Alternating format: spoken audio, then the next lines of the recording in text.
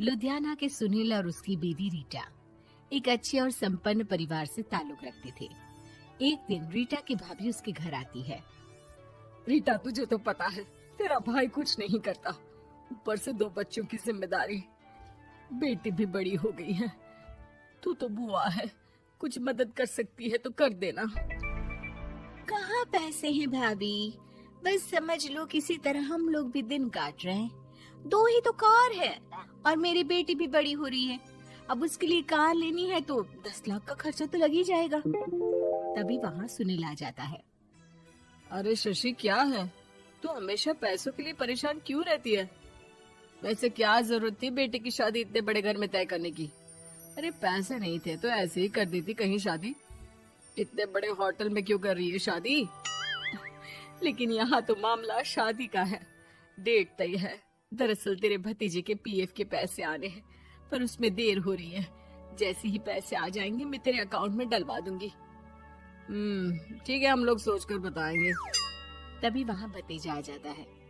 फूफा जी, आप लोग ही मदद कर सकते हैं, वरना तो कैसे काम होगा समझ में ही नहीं आ रहा। मैं वादा करता हूँ जैसे ही पैसे आ जाएंगे मैं आप लोगों को वापस कर दूंगा। हाँ भाई, ठीक है। अब देख भाई, हमारे लड़के तो सारा दिन घर पर पड़े रहते हैं, ना कमाते हैं ना कुछ कमाने की इच्छा रखते हैं। लेकिन चल, ये ले, कितने पैसे चाहिए? जी 4 लाख रुपए। ठीक है, लेकिन पैसे ध्यान से वक्त पर वापस लौटा देना। सुनील मुसीबत के वक्त बीवी के भतीजे की मदद तो कर देता है, लेकिन उन लोगों के जाने के बाद देख ले रीटा, तेरे मायके वालों ने मांगा तो दे दिया, वरना इन लोगों का मुझे कोई भरोसा नहीं है। अरे क्यों भरोसा नहीं है? इससे पहले तो कभी इन लोगों ने आपसे मदद भी नहीं ली। हाँ, ली तो नहीं, लेकिन पैसे की किल्लत ही रहती है ना इन लोगों के पास। अरे ठीक है ना, नहीं लौटा पाए तो भतीजे के ससुराल से निकाल देंगे। सुना है बड़े घर में शादी हो रही है। सुनील और रीटा पैसे तो दे देते हैं, लेकिन अगले रोज ही। हाँ भाई साले साहब, क्या हाल है? ठीक हूँ जीजा जी। क्या बात है, सालों बाद आपका फोन, जरूर कोई बात होगी, बताइए ना। अरे वो तेरी बड़ी भाभी आई थी, बेटी की शादी कर रही है ना, तो पैसे लेने के लिए मैंने दे दिए 4 लाख। सोचा भाई किसी गरीब की बेटी की शादी हो रही है, पुण्य मिल जाएगा। अच्छा किया जीजा जी, उनका बेटा बहुत मेहनती है, जल्द ही लौटा भी देगा।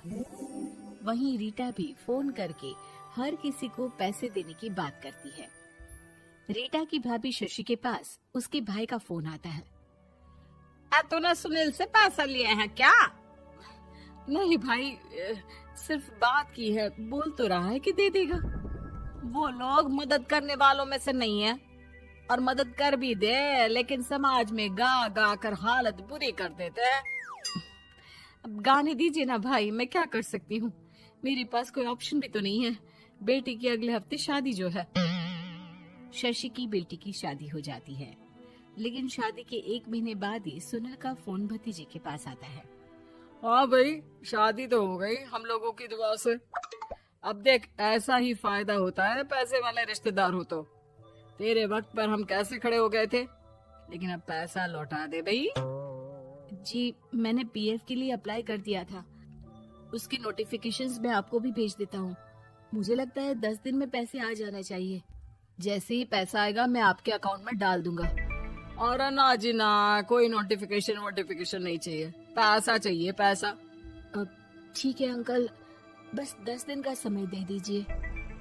अभी हफ्ता भी पूरा नहीं होता कि भतीजे के पास उसके गांव के दूर के चाचा का फोन आता है। अरे बेटा, क्या बात है, सुनील के कोई पैसे ले रखे हैं तो दे क्यों नहीं देता? हाँ चाचा जी, बात तो हुई थी, 10 दिन का वक्त मांगा है, उम्मीद है हो ही जाएगा। अरे फोन कर रहा है, रोज बता रहा था कि बेटी की शादी में मदद की थी।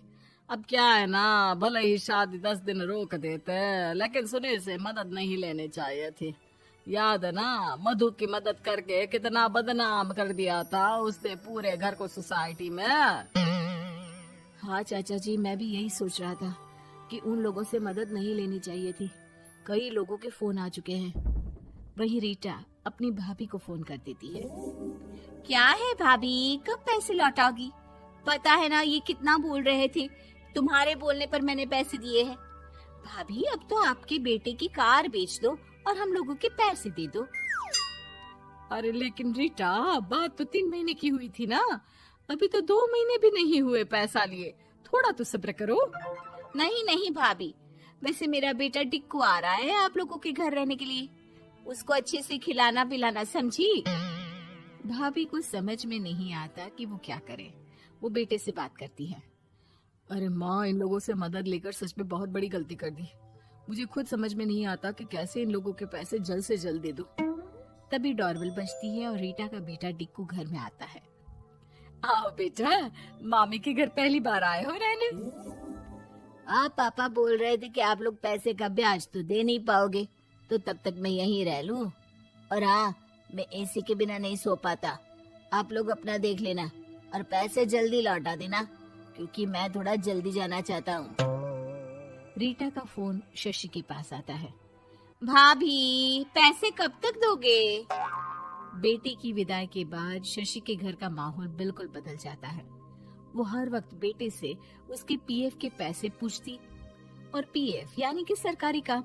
आजकल में पूरा 1 महीना और बीत जाता है। भाभी, मैं और ये अमेरिका जा रहे हैं, घूमने के लिए पैसों की बहुत जरूरत है। रीटा, मैं पूरी कोशिश कर रही हूँ कि जल्द से जल्द पैसे का इंतजाम कर दूं, लेकिन पक्का नहीं बोल सकती। तभी सुनील का फोन भतीजे के पास आता है। देख माना 3 महीने की बात हुई थी पैसे लौटाने के लिए, लेकिन अभी मुझे पैसों की काफी जरूरत है। मैं अमेरिका जा रहा हूँ, तो पैसे मैंने किसी से ब्याज में पकड़ लिए हैं। तू हर महीने 4 लाख का 20,000 ब्याज डाल देना मेरे अकाउंट में। सुनील फोन रख देता है, लेकिन भतीजा काफी परेशान हो जाता है। वो ऑफिस से शाम को घर आता है कि माँ पूछती है, क्या हुआ बेटा? बेटा माँ को सारी बात बता देता है। माँ भगवान के सामने हाथ जोड़कर खड़ी हो जाती है और रोने लगती है कि तभी बेटे का मोबाइल पर मैसेज बजता है। माँ, पीएफ के पैसे आ गए। और वो ऑनलाइन ही सुनील के पैसे वापस कर देता है। भला हो भगवान का। लेकिन आज एक बात तो समझ में आ गई, मदद हमेशा उन लोगों से लो जो मदद के बदले आपसे मदद में दी गई रकम ही वापस लें, ना कि समाज में आपकी इज्जत।